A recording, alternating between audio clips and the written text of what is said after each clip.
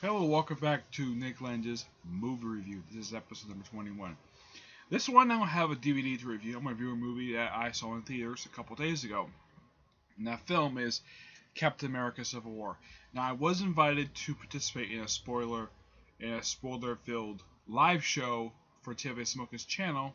I was also invited to another person's channel, but I wasn't able to get in due to technical difficulties.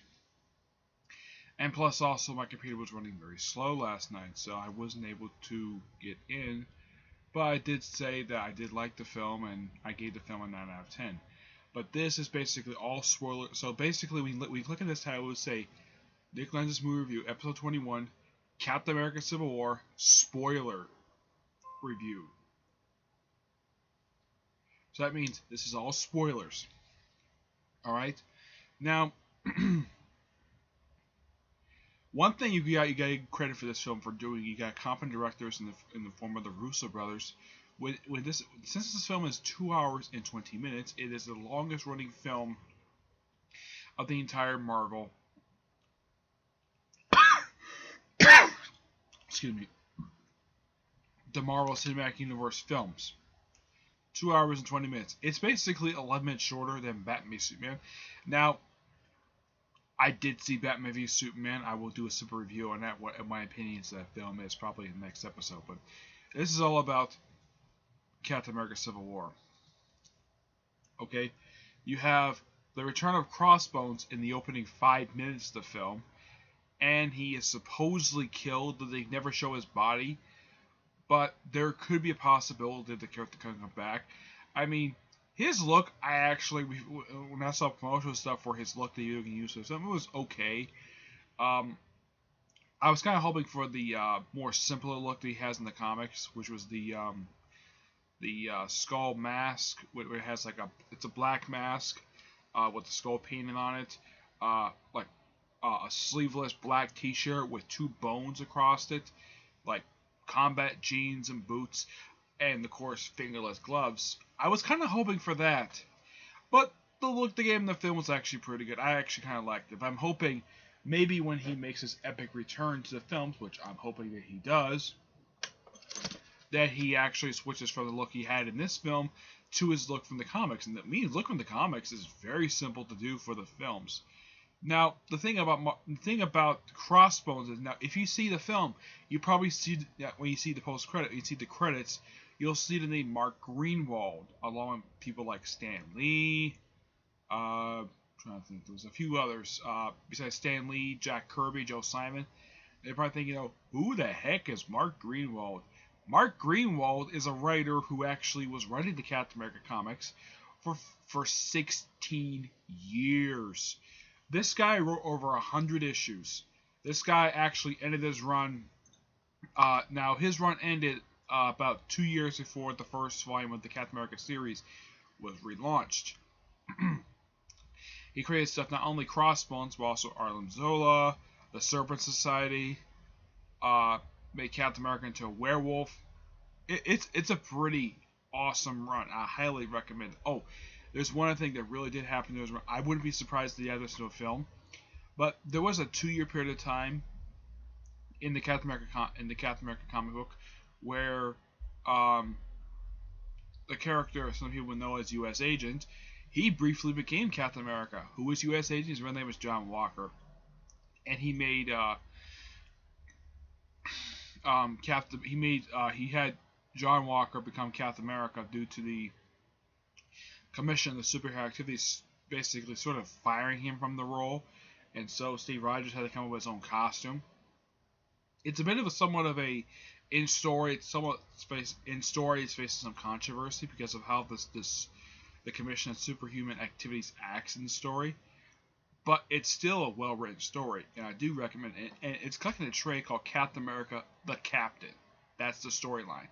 But this film really nothing really to do with that. It does take some elements a little bit from Mark Greenwald's run. Now, originally, before this film came out, it was originally going to be called Captain America: Serpent Society. But that was just a nod to the comic book thing. But, if I was to say, I mean, when you watch this film, it feels like a follow-up to 2 movies. Not only Winter Soldier, but also Avengers: Age of Ultron. Yes, this film fully feels like a follow-up to both films. And according to the Vision, who appears in the film, he says it has been 8 years since Tony Stark outed himself as Iron Man. I was kind of questioning that, like, really? It's really been 8 years since Iron Man 1 in universe? Okay. Oh, and the Vision actually wears clothes instead of walking around in his outfit. Yeah, that's an interesting idea. Paul Bettany does a great job playing the Vision. I mean, he's on screen for more time than he was in Age of Ultron. He does a great job moving. He doesn't use his mind gem that much. He uses it a couple times. But, yeah, he's great in this film. It was nice to see Scott Lang, Paul Rudd's Scott Lang, aka Ant-Man again. That was a blast seeing him. And plus, I love his updated look that he got for the film, which was really cool. And, spoiler alert, because it's still spoilers, he goes giant size. Something he never does in the comics. And here's something just by coincidence. The same week, the day before this film came out, they had it on Legends of Tomorrow, where the Atom grows giant sized. Yeah. 2 things in a row doing giant sized stuff, but wow. I was not expecting him to go giant sized. And it's a good thing they kept that hidden from the trailers. Because some of the fights that you see in the film, that is from the trailers, but Ant-Man going giant size. Wow, that was something. And that secret prison that you saw from the trailers, like, what's this prison? It's the Raft. The Raft was a prison created in story by Brian Michael Bendis. He basically had the prison first showed up in the pages of the book Alias. Alias was the book that introduced Jessica Jones. Originally it was going to be Jessica Drew, but Jessica Jones. He was going to use Jessica Drew, but somehow she wasn't available. Anyways, he basically is the writer who helped created the comic book version of the Raft. It's interesting they used that in the movie. Yes. Now Pepper is referenced in the film, but she doesn't show up. I'm not sure exactly why. It's because Gwyneth Paltrow is in her early 40s. I don't have any idea of why she's not referenced in this. She is referenced like maybe a couple times again in the film, and apparently her relationship with Tony has gone sour. Okay, it's never fully explained. Now, despite the fact this is a full-blown Captain America film, despite the featuring all the Avengers, it also has some character development for Iron Man. Yes. And it's a good thing that, well, that's one thing you gotta like about the film. All the characters get character development. Okay, that's interesting. And also, Ross is in the film, except he's not a 4-star general in this one. Now he's Secretary of State. I don't know why. Well, they never explain exactly when he was hired. All as we know is that he retired from being a general 5 years prior to the events of the film, which means that if, let's say, the first one took place in 2008, the year it came out, that meant that that Ross retired after the events of Incredible Hulk, which maybe made some sense. But the thing is, I think the Raft was actually there in the film in the place of Prison 42, otherwise known as Paradise Island. Prison 42 is a prison that was built in the negative zone. Now, because of the whole thing with the Fantastic Four, I've heard a rumor the Fantastic Four has gone back to Marvel, but I've never heard any official reports about it. But I think because the negative zone is heavily associated with the Fantastic Four, that's probably the reason why they couldn't use Prison 42 in the film, despite the fact Prison 42 is a Marvel creation. They don't own Fox doesn't own the rights to, let's say, Prison 42, but definitely the negative zone. Yep. I don't have a problem with the Raft being in the film. It just, wow, that set is probably one of the most expensive things in the film, along with Ant-Man going giant size. Now I can't pass on talking about Spider-Man, one of my favorite superhero. He's in the film, and here's the thing: I actually like his costume. I really do. There's nothing wrong with it. It's great. I mean, it has very classic Steve Ditko. It looks like it's based upon the Steve Ditko costume. Just add a little bit of like black line on the upper arms, which is fine. I think that's great. Um, yeah. And now at the beginning of the film, now before the whole crossbones thing, it begins back in 1991, December 16th, 1991. So basically, the film begins almost exactly 25 years before the events of the film. Now you have the Winter Soldier. He's sent out on some mission, and all you see is him opening up a trunk of the car, which he calls it the crash, takes the thing, and that's it. It's later this is later fall up in the film when it's revealed that the occupants of the car are Howard and Maria Stark, Tony Stark's parents. Now, Tony couldn't give two licks if his father was killed, because his father was a dick to him all his life. But he does care the fact that the Winter Soldier killed his mother. So what does Tony do? He basically just full on just attacks him right there when he finds out it's out. Despite the fact that the Winter Soldier was brainwashed to do this, he attacks him anyways because he's the one who killed his mother. But yeah, the whole thing of Howard, the Stark, Howard and Maria Stark dying in a car crash, that actually is from the comics. But, and of course, it was referenced in the Winter Soldier film via newspaper clipping. But because Steve kind of knew because he put two and two together, because he kind of suspected due to Arnim Zola telling him in the previous film that Winter Soldier did a lot of killing over the years, and there was a possible hint that he could have killed Howard and Maria Stark. And this film does confirm that. So basically, yeah, it follows up on the whole thing of the deaths of Howard and Maria Stark. That is a follow-up from the previous film. And one thing I've got to hand Marvel, I got to credit Marvel for doing, having the older Howard Stark come back for a third and last time.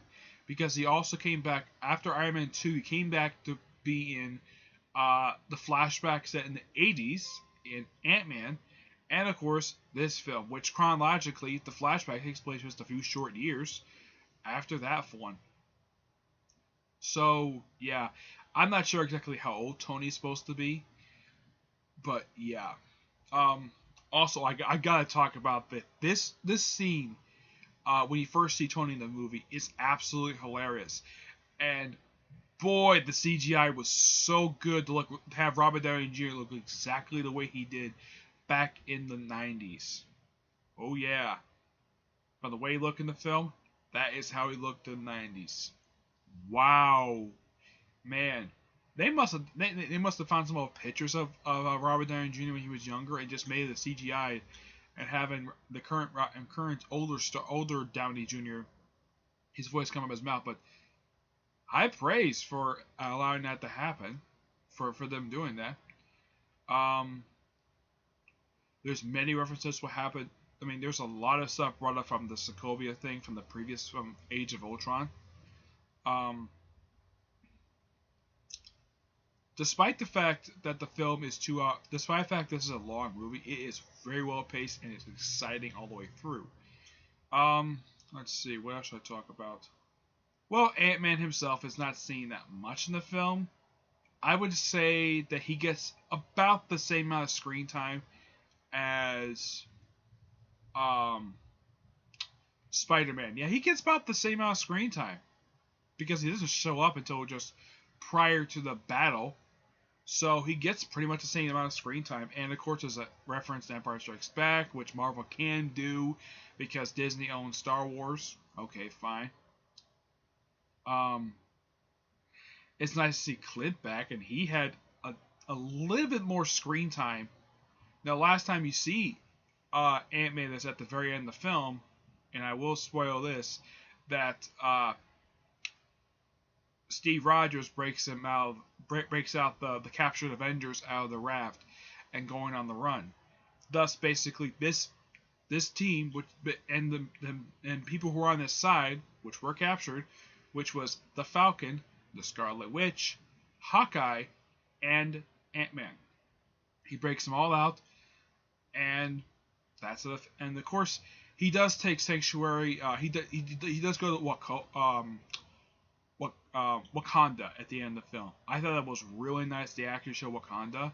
So the first post-credit scene you see in the film, you can kind of see it as set up for the Black Panther movie.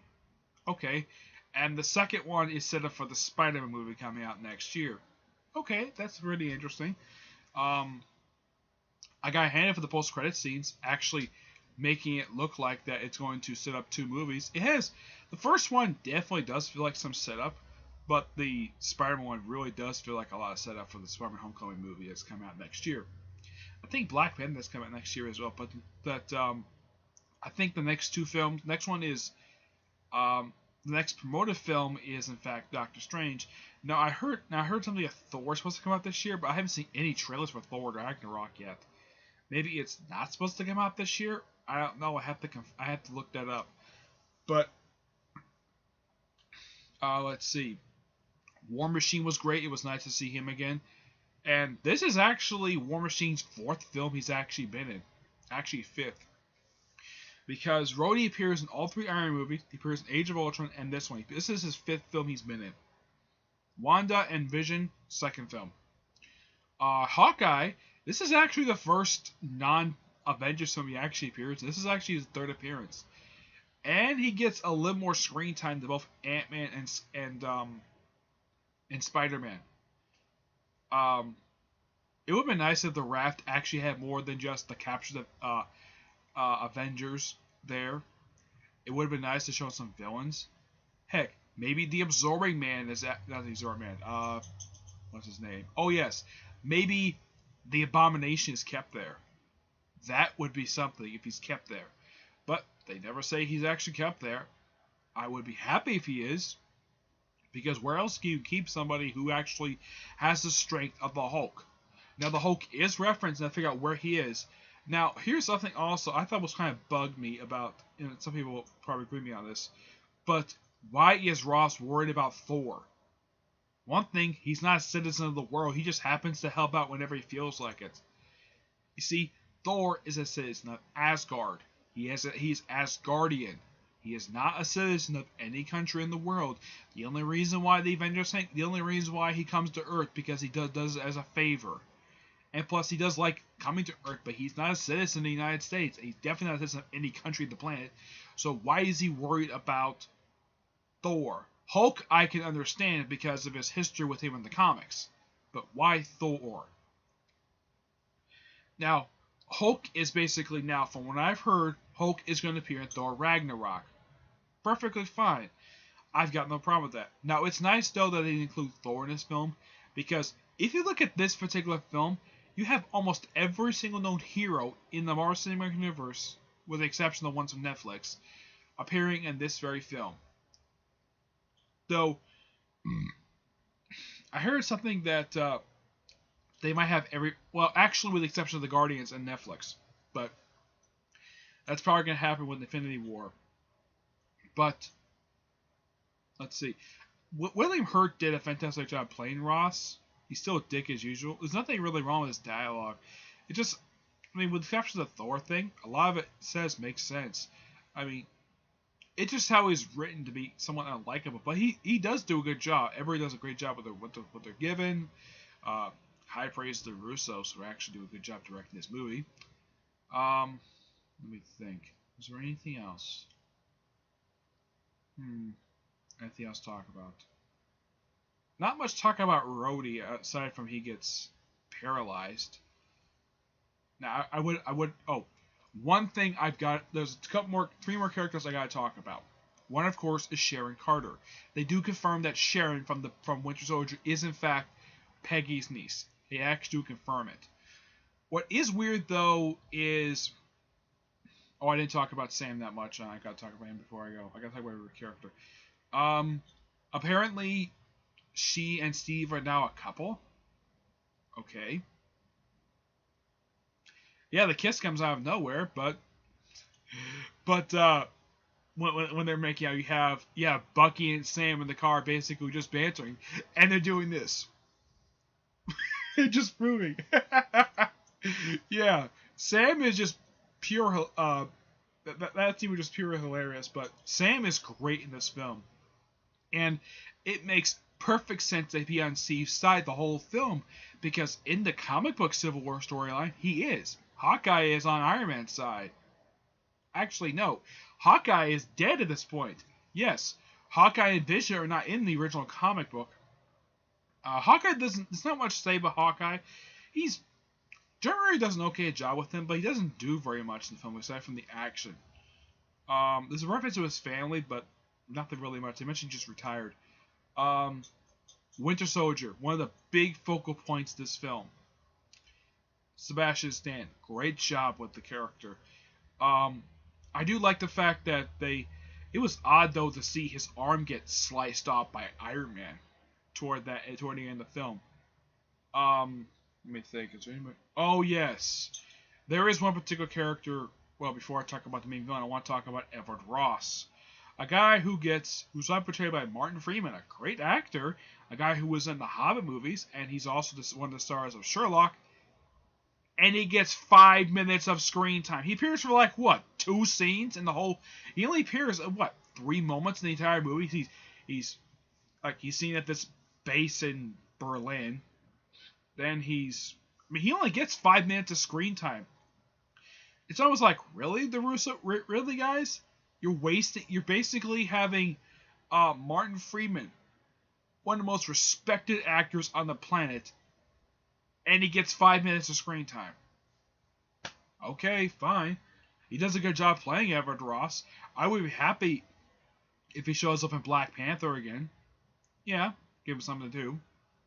The character is, in the comics, he's the American liaison to the Wakandan government. Okay, now to talk about the main villain of the film, Zemo. Zemo is just okay. The actor does a good job what he's given. It's interesting though they make him have a connection to, excuse me, the Winter Soldier. And it's nice though they actually go back to the place where Winter Soldier was seen at the beginning of the film, which was really nice for them to do. Let's see. I was hoping. I mean, the guy is a Baron in the comics, and yet in the film he is a colonel in this Sokovian Death Squad. Okay. It's odd though they made him a citizen of that fictitious country, even though he's German.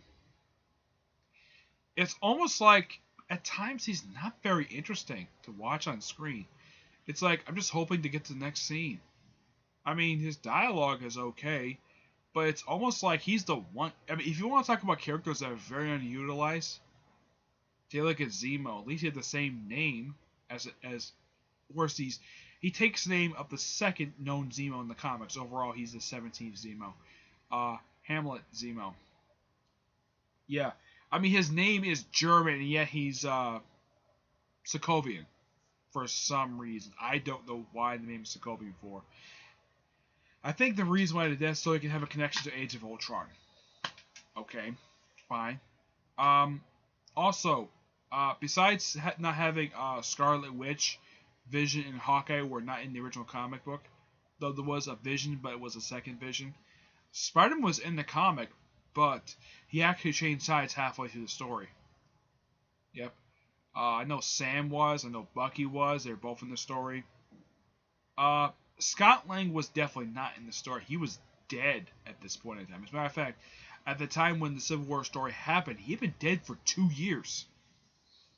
Of course, he didn't come back to Chosen Crusade, but yeah. As the people on Iron Man's side, I mean, War Machine was definitely in the comic. Okay, yeah, he was there. Let's see. I know Spider-Man definitely was. He's one of the big focal points of the actual war, but they actually switched kind of the focus to Black Panther. Black Panther, Chad Boseman. Wow, such a great job he did with the character, and I love the Black Panther suit. Now, when I heard that the suit is described as sort of an anagram of the costume or about the ultimate version of the Black Panther and the 616 Black Panther. Okay, you just take those costumes, plug in one. I mean, it looks great. I mean, it has, if one thing, the mask is not like cloth that you can just rip it off like this. It actually is, it's a helmet. Yes, the mask is a helmet. Okay, that's actually quite original for the Black Panther costume, because that is something that is very cool to do, to actually have for the character. Now, Cap's costume is the costume it's the same costume he was wearing from Age of Ultron, so there was no change for him. Tony, from what I can tell, it's no change for him either. From what I can tell, it's the same outfit, it's the same armor he wore in Iron Man 3. I do like the fact Rhodey's actually a lot more into something that he was in Age of Ultron, where you see he had like what, about a little more screen time than Sam. Sam, I was expecting definitely to get more screen time because he didn't get enough in Age of Ultron. Everybody's used really well, exception of Zemo and Everett Ross. Otherwise, though, great movie, 9 out of 10. Highly recommend you go see it. And that's it. Stay tuned for my next episode, which, whenever I get a chance to do it, it'll probably be episode 22 of this very series. Okay? Until then, see you there. Bye.